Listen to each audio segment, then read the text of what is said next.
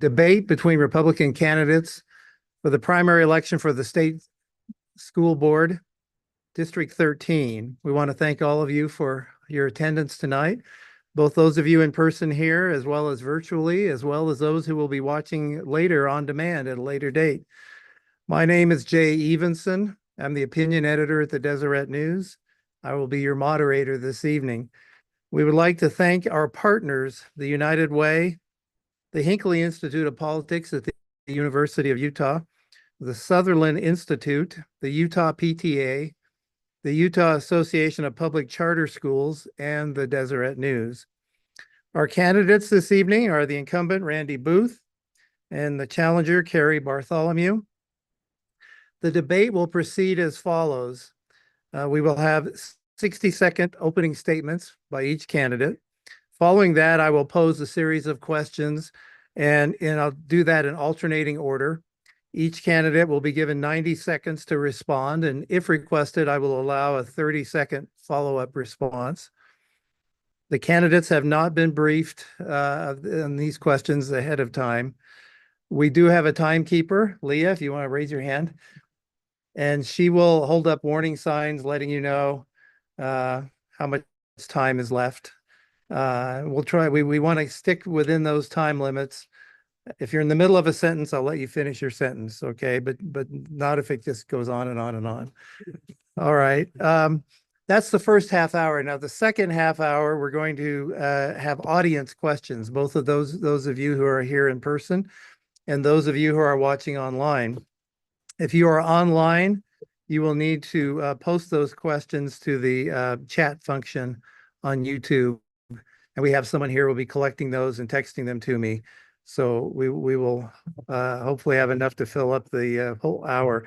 We're beginning at 20 minutes after the hour, so we will go until 20 minutes after 8. Make sure we have the full hour. Before this debate, I met privately with our candidates, and we flipped a coin, and Carrie will begin with the first opening statement, and you have 60 seconds. Thank you. Hi, my name is... Oh, you've got it back up. My name is Carrie Bartholomew. Can we not?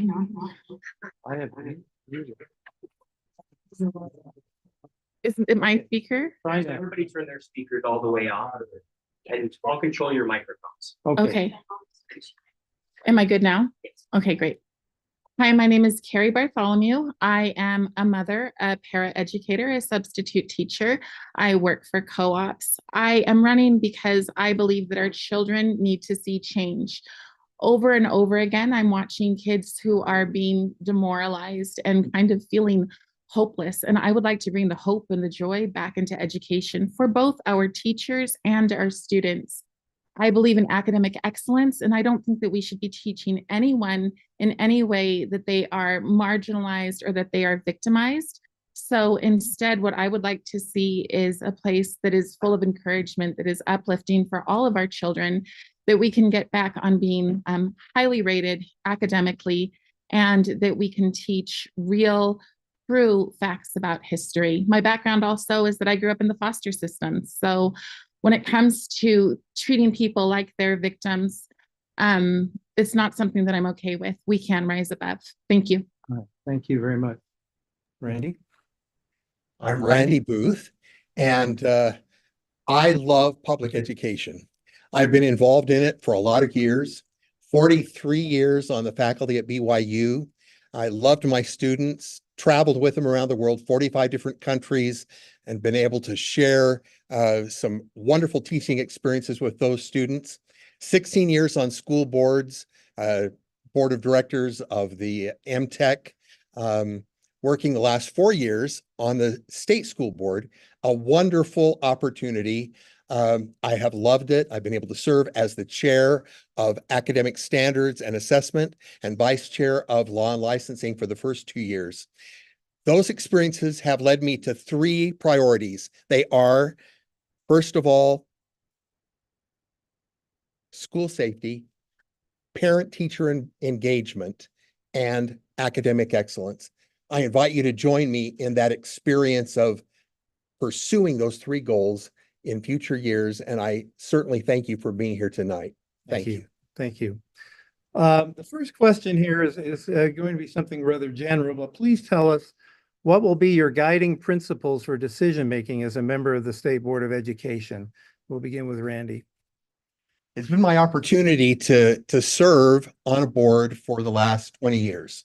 And in all of those experiences, I have found that the parent-teacher relationship, the parent-board relationship is key. And I have gone out of my way and continue to foster those bridges and those relationships so that the parents who understand their children the best have the opportunity to give us important feedback that will help us arrive at good decisions and best practices to ensure that every child is having the very best educational journey possible. Thank you. Carrie? Sure. I bring to the board a mother's heart. I listen to people. There have been so many people in our district who have reached out to me as their advocate. I take their concerns to people who will listen, which often is not our actual school board member. I listen to teachers the same way. Teachers come to me and they say, we have these problems. Parent-teacher relationships are suffering. There are many, many teachers who do not feel respected by the parents. And there are many parents who are villainized, who are called names like crazy. So we have some real problems that need to be fixed. And I believe that what I bring to the table is an ability to talk to people on both sides, to bring them, because I am both a parent currently and also an educator. I work with people in all charter, public, and homeschool situations. Thank you. We'll move on here. So recently, the State Board of Education decided that questions about restrooms and gender should be left up to individual schools to decide on a case-by-case basis. Do you agree with this decision? Begin with Carrie. I absolutely do not agree with this decision. I think that we're living in a world right now where we are being told to swallow lies. I think that's very hard for our children, especially those children who get caught up in things like TikTok or get caught up in social justice, gender type initiatives, and a few years later decide that maybe that wasn't the direction they wanted to go to. I do not believe we can have the conversations about what bathroom you should go into without letting our children know the amount of people who detransition. This is real, it's an absolute fact, and it needs to be addressed. Our girls need to be safe in the bathrooms. Our female girls need to be safe in the bathrooms. That is probably the most, to me, that's very much common sense. Thank you. Randy? I am completely in agreement with the fact that our children need to be safe. Girls need to be safe, boys need to be safe. They all need to have privacy. Teachers, people that are coming into our schools, we need privacy. And I also believe that local leaders of education want that same kind of privacy for children. I believe parents, I think we're all on the same page. And I think we've got to cooperate together. I think that it is a local responsibility to ensure that there is privacy available for every child and for anybody else that's needing the use of a restroom. We've just got to, in this day and age, be very much aware that this is an issue that could cause people to be uncomfortable in their environment. And I want that comfort level to be available to anyone who has to access restrooms in our facilities. Thank you. Next question will begin with Randy. What does equity mean to you and what does it not mean? Equity is one of the words, there are many of them, that have been removed from our vocabulary in terms of being able to use them the way we've used them for decades. And I have a problem with people taking away my vocabulary words.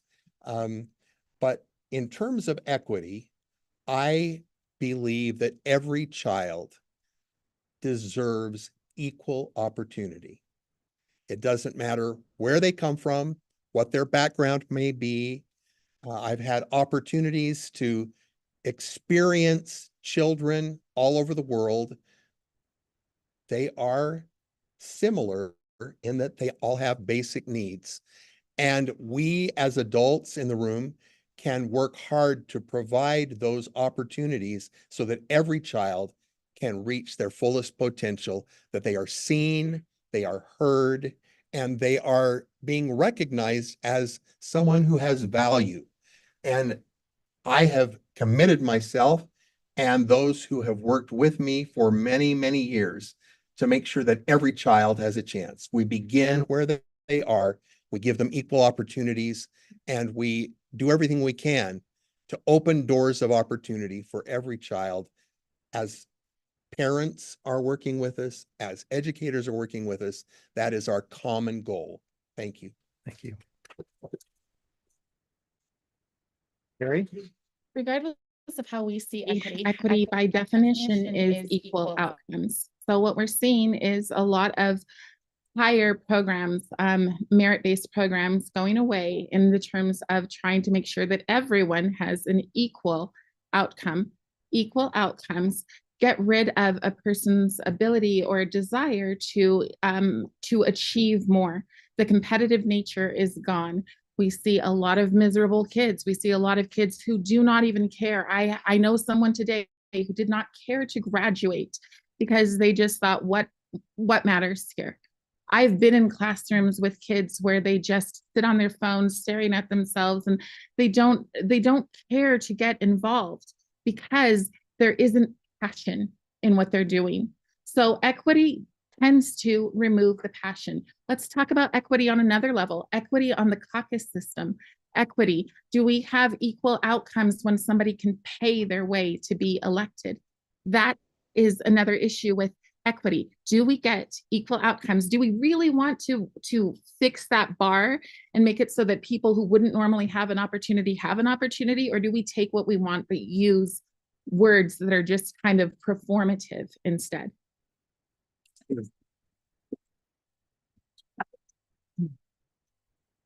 Again, polite applause, please, but we don't want to have to, we have a lot of questions we want to be able to. Public education in Utah is on the edge of what might be, if voters choose in November, dramatic changes in funding sources, moving away from our income tax and more towards general fund and sales tax. Do you believe education is adequately funded in Utah, and what is your position concerning this change? Begin with Carrie. Sure. I would like to see, I believe in school choice. So what I would like to see is the money follow the child. However, the strings attached become a problem. So is public education funded well? I think that there are a lot of places where we send our money that they don't need to be going into. DEI programs in K-12, SEL programs. These are places that we do not need to be sending our money. We can apply common sense and not have to spend our money there. There's a lot of computer programs that we don't even know what's on them when we see them in the classroom. And then all of a sudden you're like, oh, a parent says, my child was just taught X and I'm not okay with it. And the teacher says, I don't know what you're talking about, because with the Chromebook, we don't see. So we're spending money probably in places where we don't need to be spending that money, when we could rather fund maybe school supplies so that teachers don't have to fund their own classrooms. There are other things that we can do with the money that we have to be more responsible with it. But at the same time, I do believe in school choice. Thank you. And You know, this is a difficult area. I've been working on school boards for 20 years, trying to secure adequate funding. And there have certainly been some improvements. We are better off than we were, but we certainly are not well funded in terms of the needs of every individual child. I look at particularly some rural schools and some of the challenges that they have. I look at special ed. I look at so many programs that are underfunded, and yet the remarkable teachers and volunteer parents in our communities roll up their shirt sleeves and go to work and make the magic happen. And Utah schools continue to be very positive schools. When you look at the national averages, you look at the US News and World Report suggesting that education is the top of the nation is in Utah. And I'm going, oh my gosh. And look what we're doing it with the number of dollars that we're spending. It's amazing. And I know that resources are limited. So we must, as Carrie said, find ways to be very efficient, but we've also got to protect the funds that have been set aside for public education use and not be diverting them to all the other really good uses that they can come up with. We've got to protect those children. And whether they're having school choice or whether it's going directly into the public schools, we need those resources. Thank you. Thank you. Any Okay. other comment? Yes, if you'd like 30 seconds. Sure. Just on the point about where our schools are today, we saw proficiency rates just this week come out that our schools in literature, science, and math are only at 30%. So it's not really something to brag about. We can do better. Our kids are not excelling, and we can excel. A lot of that is taking away a lot of this DEI initiative type stuff and instead focusing on academics for our kids. Thank you. 30 seconds again for a response. We need to be very careful when we are looking at comparisons in scores, because the legislature has set our scores high enough and we are trying to push higher. So we're not comparing apples and apples. We're comparing with other states, apples and oranges. So we've got to make sure that we're looking at what is really happening with the assessments and how they compare. Thank you. Go back to another. There's noise there. Okay, let's move on to another culture war issue here. State law requires parents to be notified if their child wishes to use different pronouns or to identify as a different gender at school. Some say this might jeopardize their safety at home. What is your position on this? Start with, I believe it's with Randy. Our state superintendent has taken a very firm stand instructing all teachers throughout the state that this is not something that we're going to be doing in the schoolroom and in individual classes. And so I feel very comfortable with that instruction from the superintendent and feel that it's not something that we need to be spending our time on. Thank you. Carrie. I appreciate that law or that the superintendent has made that declaration, but I also know that it's not happening. There are students who feel like they are overwhelmed with the pressure to comply with whatever social thing that a teacher might bring upon them. And I think that we should not be doing that. I think that the whole pronoun thing is far more in depth than people than the general public understands it to be. But I do think that we just have to have general respect and general just a following. Like we need to obey what the parents want. Thank you. Yep. And speaking of parents and that tensions naturally exist among various levels of educational governance, and whether an issue should be handled in a top-down or a bottom-up approach. Please tell us generally which issues, standards, or curricula should be addressed at the state board level versus the local district level versus the school or teacher level or even the parental level. Begin with you, Carrie. Sure. I believe the role of a state school board person, especially in today's climate, is to be very informed, to be very knowledgeable. As Mr. Booth has said, there's lots of times that words get taken. So you will believe that you are implementing something that's really great, wonderful. It's going to inspire and encourage. Take something like wit and wisdom curriculum, but that curriculum actually underneath tends to, and there have been studies show that it makes our children more depressed.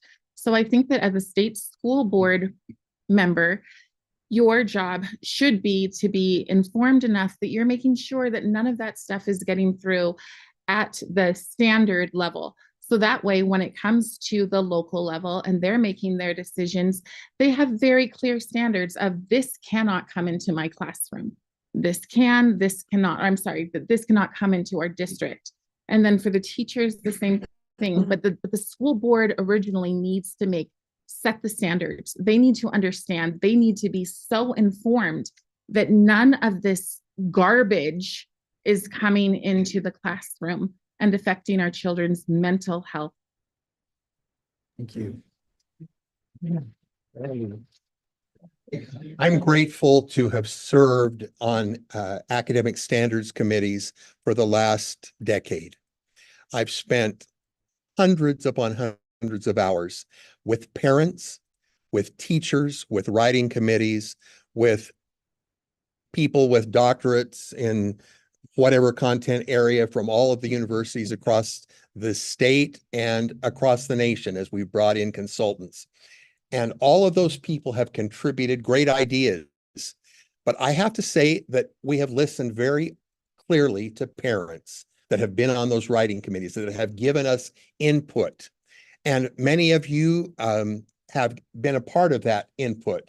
And we will continue to try to set very strong standards that will then be implemented at the district level with the curriculum that they choose. And parents will continue to have input, and local districts will continue to make sure that what is being taught, the instructional materials, are not only suitable, but are especially effective in teaching the standards that have been adopted and approved after immense effort to involve as many possible good minds as possible to help our children succeed in today's world. Yes, 30 seconds. My issue is who we're calling the experts. Many, many times those experts turn out to be grifters, turn out to be people who the parents, when you talk about parents, my experience has been, as somebody who has called you myself, my experience has been some of us are irrelevant. If we don't have expert in front of the title, then it's a problem. And so that whole expert thing needs to be proven, not just somebody who has a degree from such and whatever. 30 seconds. Yeah, I fully agree that the experts need to be experts. And I would like to know which parents have felt that I did not listen to them, because I have listened and I have spoken to people. I have never turned them away. I have never said, you don't know what you're talking about. To that person, as I've talked with them, I have always listened and brought their ideas to the table. Thank you. Let's move on. What should be the goal with testing? Is the state accomplishing these goals adequately? And is it a good thing that parents can opt their children out of tests? Parents have the option to opt their kids out. That's their right. Of course it is. It's their kids. They know their kids. It does impact our scores, because some of the very best kids are opting out. And so the overall state scores are going to reflect a lot of smart kids that are not a part of the mix. And it would be great if we could have all those smart kids helping us make everybody feel better about what's happening in the classroom, because lots of great things are happening in the classroom. Assessments are expensive, difficult, but boy, are we spending a lot of effort and time and getting a lot of input from parents and teachers to try to improve what is currently happening in the schools. I don't want to over-test.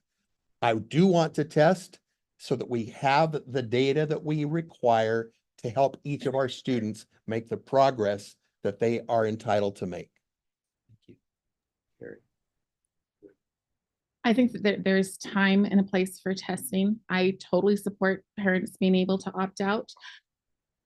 Testing is only a small part of the pie on how well a child does in school. Some children have anxiety and they don't do well in the test, but they do very well in other ways within the classroom.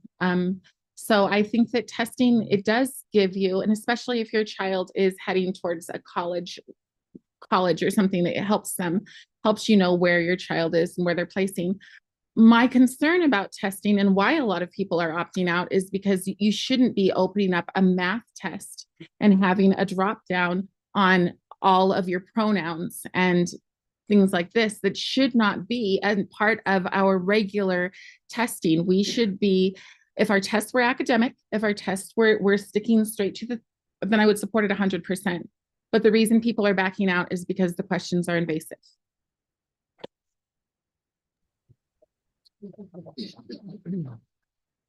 The state board's vision is, quote, upon completion, all Utah students are prepared to succeed and lead by having the knowledge and skills to learn, engage civically, and lead meaningful lives, end quote. Do you agree with this vision, or would you want to see another, Carrie? I would love to agree with this vision, but that's not what I'm seeing. I'm seeing kids that are leaving demoralized. I'm seeing kids that are not ready they're fragile. They're not ready for the workforce. They are going into school and they are being told, let's focus on your social and emotional health all the time. Teachers, when I've subbed, I've had people come in and show me, I can leave the classroom any reason because of my anxiety. We are coddling kids instead of giving them the steps that they need to be able to be productive members in society. So we need to have kids who are able to think. And I don't want to say critically because that word has been hijacked. So we need kids who are able to think analytically.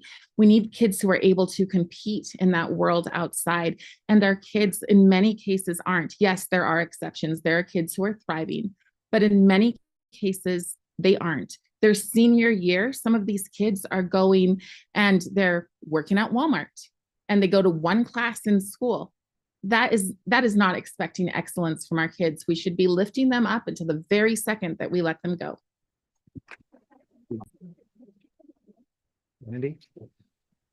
So I would have to say that I see students differently.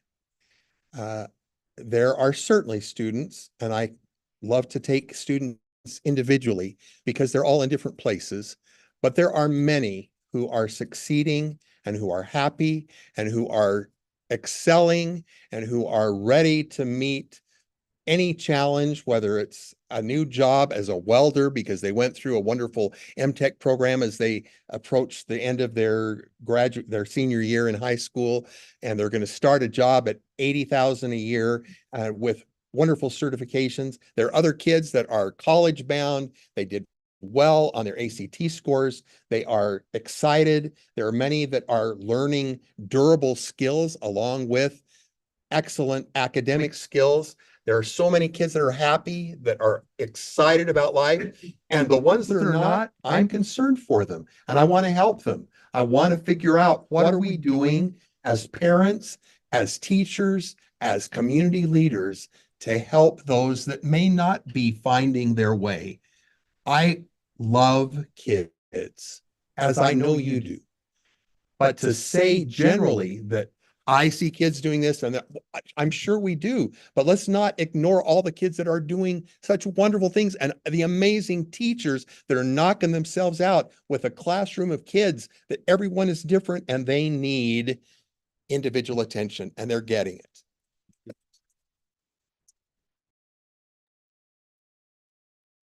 Many ideas have been presented for the future of the State Board of Education, from having its members appointed by the governor to changing the number of board members, or some have suggested eliminating the board entirely and relying on a superintendent only.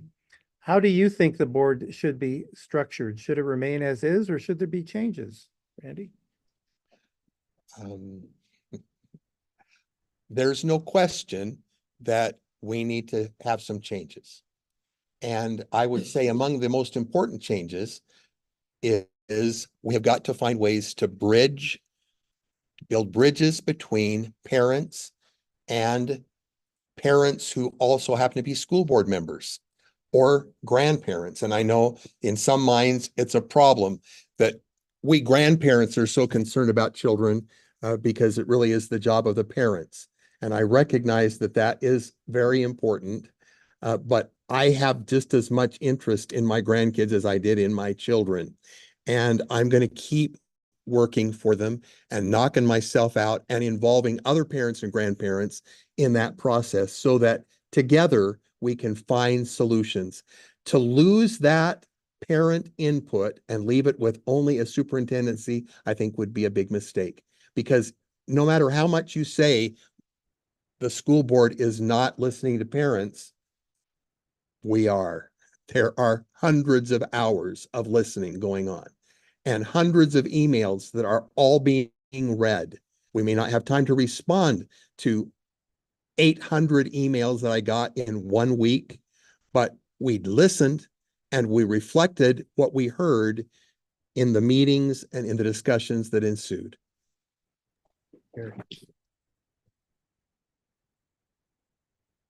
I think that we must continue to have elected officials. We cannot have them appointed. When we have them appointed, we have haves and have-nots. We have people who are elected because they think the right and the correct ways. There's a correct way of being. We have a lot of educational, I would say educational arrogance, where you don't get to have a voice if you don't have a certain degree behind your name. 52% of Utahns do not have college degrees, and they shouldn't be called crazy or referred to as less than, because they have just as much heart and just as much love for their children as the people sitting on the board. They have just as much desire for their children to rise above, and they want to be heard. They deserve to be heard. The parents who are standing up for things that they believe are truly harming their children. So what we have is kind of a colonization. We have a we know best, you will follow what we want. That's the way it goes. And if you're in that category, we will listen to you. But if you're not, we're going to write you off as being insignificant and maybe even extremist.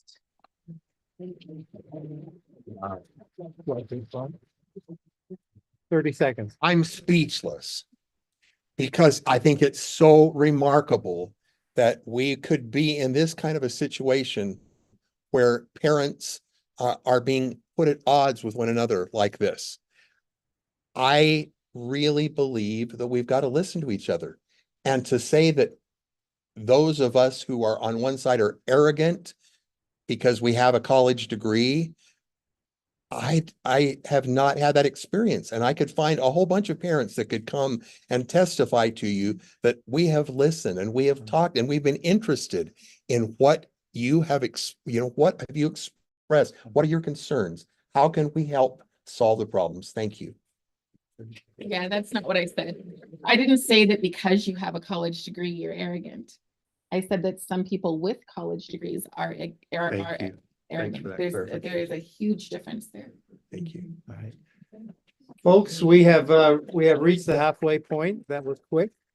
We'll now open this up for questions, and we'll start with the group of people who are here. You've taken the time to drive here and be here. So if someone would like to raise their hand and ask a question, I think you were first, ma'am, back in the books. My question is about local and what that means to you. So I just sent you an email about the 24 explicit titles that are in Nebo School District of books. And I asked if parents could be notified because the school wasn't taking it out so they could protect their own children.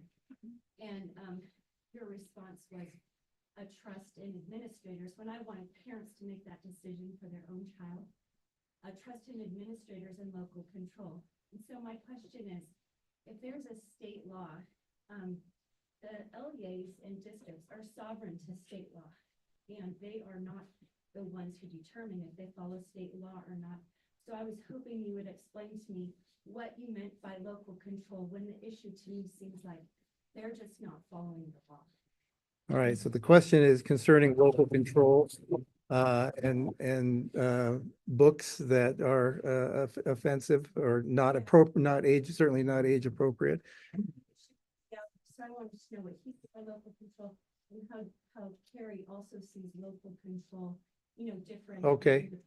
Thank you. And I think it's actually Carrie's turn to answer first. Sure. So, Okay, I think that which often happens with this school board. You take a problem to the local school board and they say, oh, that's the state school board's decision. And then you take it to the state school board and they say, oh, that's the local.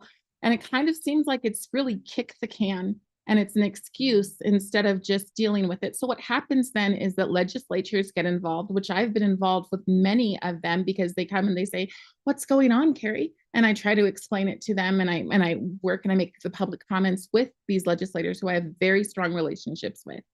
But the thing is that when they have to make that decision, it is a vote of no confidence in our local and our state school boards.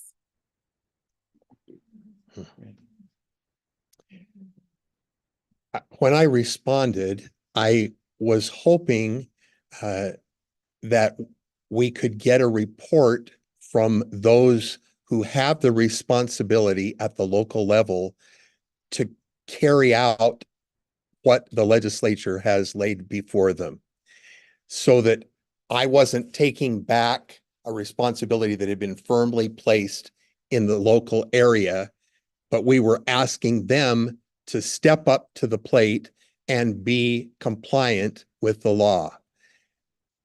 Which I then, as I mentioned to you in my email, I sent that information, your information, and copies of everything that we have at the state board level to the district top person, assistant superintendent responsible for libraries, for sensitive materials, for all of the reviews that are taking place. And those people then responded back to me. Were you copied on Suzanne Kimball's response to me? And she explained that, yes, you are correct in all of these, but these certain books. So she gave me a full report on everything that you gave me. And I have been waiting to hear back, which I heard from you today, waiting back so that we could reconnect and I could give you a report on what they had to say. But I feel that there are so many children. I'm sorry, I can't finish the answer because I'm out of time, but I'm happy to talk with you afterwards and let you know that local areas have got to do this to protect our kids. Thank There's you. too many local for one We little can- group of people in Salt Lake City to make sure that we protect our kids all Do over. this later. Thank you. Thanks. I'm going to take a question here from someone online who wants to know what is your stance on SEL and how it's incorporated into most subjects? Begin with Randy. Social emotional learning has been going on for decades and decades.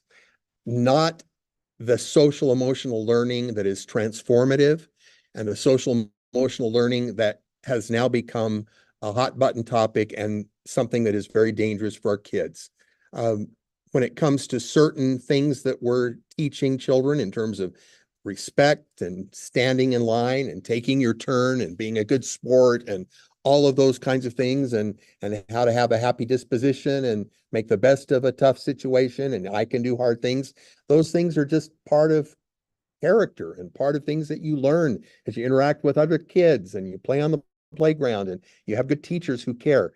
I believe in all of that kind of wonderful positive reinforcement, helping one another figure out how to live with one another and interact with one another. But transformative SEL does not belong in the public schools, and parents need to keep making certain that those kinds of things are not getting in the way of the education of their children. Thank you. Carrie. Well, I would agree with that, but Tim Shriver comes out here and speaks to teachers often. Tim Shriver is the head of CASEL. CASEL is Transformative SEL. If you go to CASEL's website and you type in equity, you will find out what the overall objectives of SEL are. Utah is rife with SEL. Disagree better is SEL.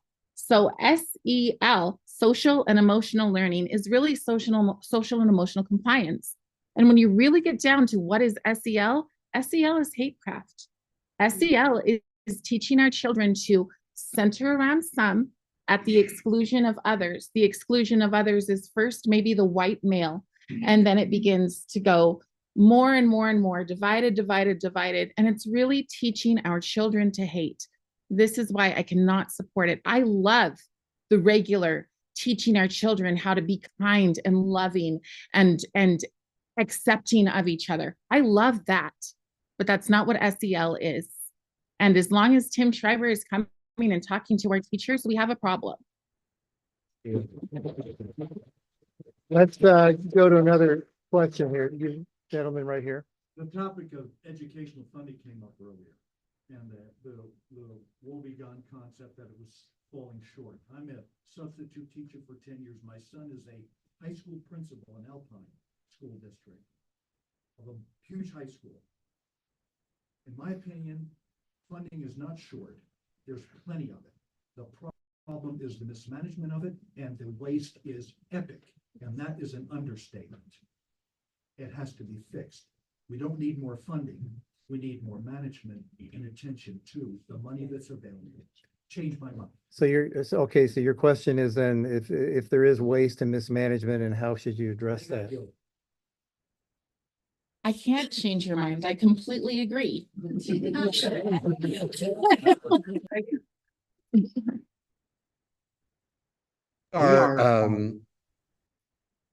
We are surrounded by good administrators. So if there is incredible waste, have you talked with those administrators? Day after day. And what do they say? They say, they basically give it a pass. It is something that doesn't concern them. In fact, my son at the high school says, if you don't use it, you lose it. That's what they say. And it is ubiquitous. Well, I'm living in a world where we're trying hard to see where the dollars are being spent and where we can find dollars that are being misspent that can be redirected to critical issues like academic excellence and like higher teacher pay and like school supplies and a lot of other hot button needs that we hear from teachers and from parents and we see ourselves. So when there's waste, I would love for those parents to say, here's some waste, and let us know so we can go down there and talk with those administrators and see if they would like to share some of that waste with some things that we might feel would be a better use of those funds. Thank you. I'm gonna go online here one more time. Do you feel the things like Safe UT and certain school groups are promoting a lifestyle in schools that is appropriate for all children? Did that make sense? Safe, yeah, all right. Randy, I think it's your turn to go first. Things like Safe UT and certain school groups are promoting a lifestyle. Have we already gone through that? All right. Safe Utah. No. All right. App for suicide and things like that. Okay, Oh, Do you think Randy. that's appropriate for all children? yes. I would say that, no. I think that many of those issues need to be dealt with by parents in the home. But they need to be supported, pardon me, they're promoted in schools. Let's have the candidates answer and not so much back and forth. It can get. I apologize. I kind of invited Yeah. that, so I'm sorry. There's no question that we have got to be very careful about what we are promoting because there are a lot of third-party entities out there who are great. And if it's something that is very valuable for students, then we ought to promote it. But if there's things that are questionable, somebody's got to vet that. So the question is, who's vetting it so that things that are not appropriate are going to be getting out to this, are not going to be getting out to the students. And then we're having to repair and backtrack in areas that we don't have time to even accomplish all that we need to accomplish with kids. Thank you. Carrie. Right. So Safe Utah app was created to help kids who are have suicidal ideation. And so for that reason, people felt that, that this was needed. One of my big concerns about it was that it said that they were being told to share it with your siblings, but don't share it with your parents. That was one of the main concerns about this. Now we know that suicidal ideation, it pulls you into the whole mental health thing, the whole mental health complex. And the mental health complex in our schools Mental health does not belong in our schools. Mental health clubs that have kids playing at being therapists does not belong at our schools. There are children who really do have mental health issues and they need those to be met. It's not the school's purview. The gentleman right back here has had his hand up for a while. Thanks to both of you for running. I want to read a comment that Carrie, you have on your side, but I'd like you to both Sure. respond to it. You said, I'm a proponent of school choice as long as the steps are taken to prevent government regulation. And you also kind of mentioned on that you'd like to see something with no strings attached. Right. I have some concerns about that, given that when we talk about the government, if I go back to our founding documents, the government is really we the people. It's a republic, and we elect our government officials, much as you said for the school board, we should do that. Right. When we're talking about no strings attached, what is there to prevent there from being fraud and abuse? What's there to prevent someone who says takes this money for choice and may use it in ways that we don't understand? I have grave concerns. I realize that not all of us have children in school. I do one right here who's in school, and I have a daughter who's graduated. But I have, and I'll continue to pay money for taxes to support our schools, you know, after my children grow up. But I, as a taxpayer, want to see that accountability. And I kind of would like you both to speak to it. Can you read what I said again? Said, I am a proponent of school choice as long as the steps are taken to prevent government regulation. I didn't say overreach. It says government regulation. Okay, well, what I meant was overreach. And so regulation at a certain point, is it even my turn? Yes. Okay, great. Okay. So what I mean by overreach is I feel like the government that we have right now is not serving we the people. The government that we have right now is saying that it doesn't matter what your beliefs are, you will do what we tell you to. I see a lot of authoritarianism in our government today.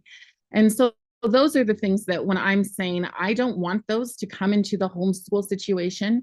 I don't want when I'm teaching my son about the Constitution, I don't want these newfound whatever things that the federal government says that we must now be teaching our children that I fundamentally don't agree with. The idea of having my child forced to be fundamentally transformed, which is again SEL, but having our children fundamentally transformed is something that they have no right to do, in my opinion. So that's what I mean when I say strings attached. I mean, let's get the government in its purview and let the family raise their children. Thank you. Randy. So I think the question is a financial, a fiscal question. I believe in accountability. And when I hear that mismanagement is taking place, my feelers all go up and it's like, okay, where?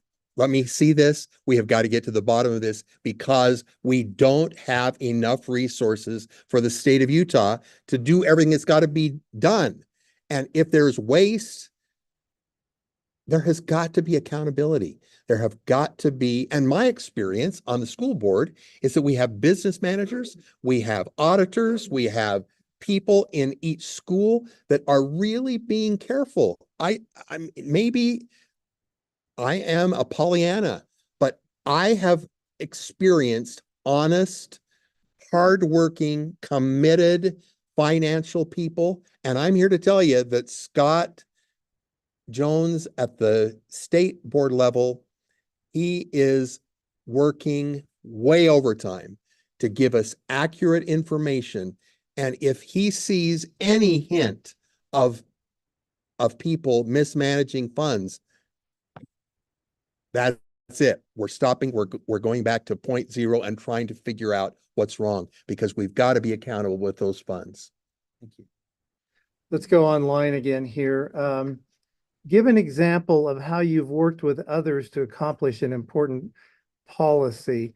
You're going to be you're running to be a member of a board, and that takes cooperation and effort in order to get things done. Randy, we'll begin with you. You know, I don't think we need quite as many new laws every year in education. I think that many things can be solved at a local level. For example, there is a wonderful woman by the name of Lysandra Harker in the Provo School District. And Lysandra is a mother who has a daughter who doesn't have enough time to eat. 15 minutes is what is allowed in her elementary school. And she tries to sneak the food in her pockets because by the time she waits in line, there's just not enough time. And she gets a stomach ache. And so Lysandra has been working like crazy. She's done hundreds of hours of research, looked at every state in the union. What would be the best use of time? How could we do this? She's come to the school board, to the principal, to the superintendent, came to the state school board because they were saying they didn't have time. They couldn't give them 5 more minutes or 10 more minutes. And lo and behold, when they came to the state school board, we met with Marcia Judkins, one of the House of Representatives for that area. And we were able to solve some problems. And I think they're going to get their 10 minutes extra. And that little girl's not going to have a stomach ache and can eat lunch. That is the kind of wonderful work with parents who are committed and educators who are trying to solve problems and a state board who can go, hey, it really is possible. And this is important. Sorry. You're fine. That's good. Carrie. Sure. Like I said before, I have relationships with many legislatures. The first thing that I did was worked on R277-328. I helped with the SEC and understanding what that meant and why it was harmful. I helped with removing CRT and helping with the HB 264 Equal Opportunities Initiatives, which means that I spoke with Katie Hall, I spoke with Carrie Ann Lisenby, and I worked with them to understand that not all minorities need to be saved. In fact, most of us would rather just have that ability to have our children learn that they can save themselves instead of having somebody else do that. I've worked on HB 29 sensitive materials. I have been a strong voice about getting sensitive materials out of our schools when people have said, oh, they should stay there because it's really important that Black and brown people have representation, which I don't disagree with. But I do disagree when the representation means that we have to talk about kids in certain situations on buses. That is not acceptable. So I have built these relationships. I've even met with the governor and showed him what ethnic studies really was. And so once I showed him what ethnic studies really was, I got a call yesterday that said, Utah isn't going to touch it. And the reason they're not going to touch it is because I went from person to person to person in our legislature and explained what it really was, because I cared that much that our kids are not being taught to hate.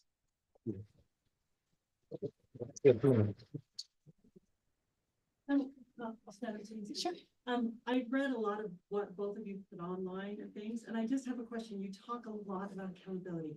As someone who taught high school for 25 years, my husband is still a teacher in Payson. I would like you to help me understand, what is your plan to establish accountability? Like 1, 2, 3. Because one, I didn't have very many problems because of where I taught, right? And I taught the AP classes. My kids came to class. My kids, and I loved being a teacher, and I was a pretty good one, but so was he. And guess what? His kids, Right. because where they come from, help me understand. And I don't mean to take much time, but as a parent and a teacher, when my kid had a teacher who wasn't teaching, I took the day off and sat in her classroom all day. Yes. And guess what? It changed. So help me understand what your plan is to create greater accountability on students, on parents, on teachers, on Yes. administrators, when it comes to money, education, whatever. Sure. Let's first start with getting rid of restorative justice. Restorative justice means that the kids are kind of, like, again, I'm going to use that word, they're kind of coddled. They're said that, oh, because they've had generational trauma, they can't reach these standards. We have to show these kids, every single student, that they absolutely can, that they can do more. We need to expect more from our kids. Again, my background is the foster system. I aged out of foster care. This idea that we can't because we've had too much trauma in our lives does not help us. I know it feels really good to say, I'm doing so much for these kids, but the best thing you can do for those kids is have them look up, stand up, look in the mirror and say, I accomplished it. I was able to do it. A teacher helped me do it, or a parent helped me do it, or a foster parent helped me do it. But we have to, the accountability first off is that kid. We have to show the child that we believe in them. The teachers, they need to be supported. Thank you. The teachers need to be supported by their administration. There are lots of times when people, I have neighbors who have sent the kids out of the room because of bad behaviors, and the administrators don't back them up. We need to be backing them up. So I think that the accountability has to come on the most local level possible. I really believe in accountability.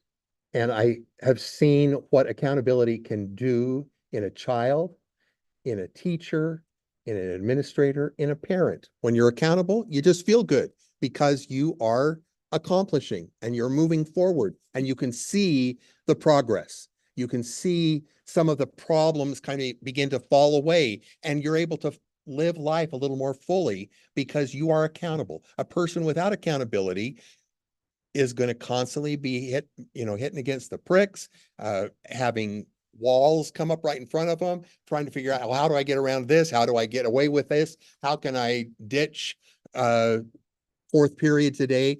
Because I'm not ready, I'm not prepared. Accountability builds confidence. And I am so excited to continue to build each child with the help of parents. And sometimes parents want to push back a little bit on accountability because it requires time and follow through. And that is what's required from every teacher and every parent and every student that wants to be accountable and then enjoy the blessing and the rewards of accountability. I fully support accountability, and we have been working and will continue to work to streamline ways that we can help one another be accountable to one another. Thank you. I'm going to take one more question from the audience. I know there are many of you here, and I'm sure both our candidates will be happy to stay and talk to you individually as well. But this woman right here has had her hand up for a while. Jamie Rendell with Pathboard Utah. And 2 years ago, I asked a good friend of mine, Joe Perry, to run for state school board. This year, I have 2 candidates that were running. And the reason being is that I'm listening to what you're saying, and I think all of a sudden, I think you're starting to catch on to some of the concerns parents have had. So my question, I'm going to do the Natalie Klein question here. I was the biggest fighter for Natalie Klein to resign. However, I feel like her voice did not get heard as she was bringing up a lot of the concerns that now you're seeing, SEL and these other things. So on one hand, I think she crossed the line and she was inappropriate. She should have resigned. She's not going to continue. But this other part of me goes, she brought things to my attention and she tried to bring things to the school board's attention that I don't think her message was heard. So I'd just like to know what you feel in hindsight now on some of the things that she was trying to bring up. I think that she brought up and continues to bring up many important initiatives and issues that need our attention.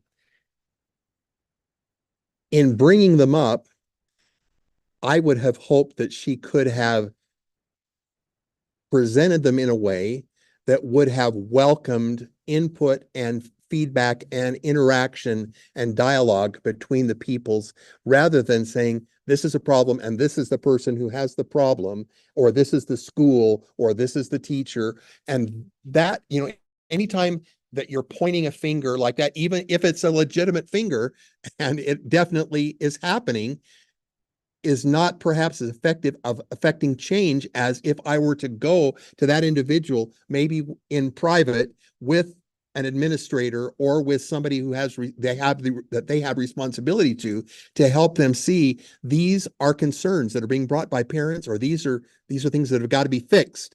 And are you ready to fix them? We want to help you fix them. And if you don't want to fix them, then bye-bye. But if there are legitimate concerns, let's solve them in a different way than just putting it on social media and hoping that everybody is going to rah, we're going to fix this, because that may not get it done quick enough to save this next generation of kids.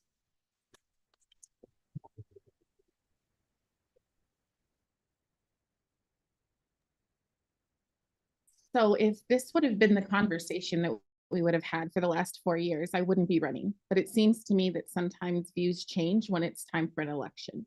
And things get said that have never been the support or the stance while on the school board. Now, when it comes to Natalie, I love Natalie. Natalie is a friend of mine. Natalie also made a mistake. So when people want to say, which they often do, oh, she's the next Natalie 2.0. No, the difference is that I understand if you make a mistake, even if, and I'm not saying it's for sure, but I'm saying even if you are set up and you make a mistake, you still have to look ahead and you have to go, they're going to use it. They're always going to use it because we live in a time of repressive tolerance where this side can do whatever the heck they want. And this side can do nothing. And anytime this side even opens up their mouth, we will crush them. That's what I mean by hate craft. That's the reason that I'm running, because we can't teach people to hate each other because this group says that you should hate this group. We can't do it. And we can't do it to our kids because it's psychological abuse. That's why I'm running. That's what I stand for. And my views will not change between now and the next election. Thank you. All right. I want to once again, before we go to closing statements, I want to thank our candidates, Carrie Bartholomew, Randy Booth. Thank you so much and I want to thank again our sponsors and our great volunteers who made this evening possible. And most of all, I want to thank you, the voters who have the initiative and the interest and the passion to come out here tonight and participate in this debate, whether you're here in person or online. Thank you very much. So we began this evening with Carrie having the first opening statement, so we will have Randy give the first closing statement, 60 seconds. Thank you. I have enjoyed this journey in education, in public education, and I continue to enjoy it. I have a track record of being kind. I have a track record of listening. I have a track record of caring for kids and for teachers and for administrators. I have a track record of caring about fellow board members, communicating with them, supporting them, listening, engaging in dialogue. I want to continue doing that and would appreciate your vote on June 25th. Thank you.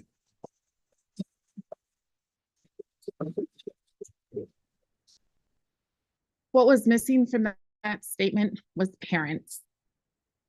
Parents were missing from that closing statement. I am here to be a parent's voice on the board. I also work in education. I love kids. Anybody who knows me and sees me around kids knows that I love kids. I also love my country, and I want American excellence taught. I want our children to not hate and want to dismantle our country. I know that this is the one place where you can come from nothing and rise up and be sitting at a table looking at potentially being the next state school board member from nothing. That's the message that our kids need to hear.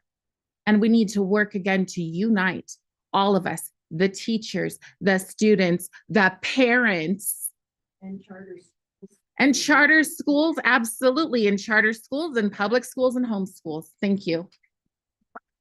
Thank you to both candidates. Thank you.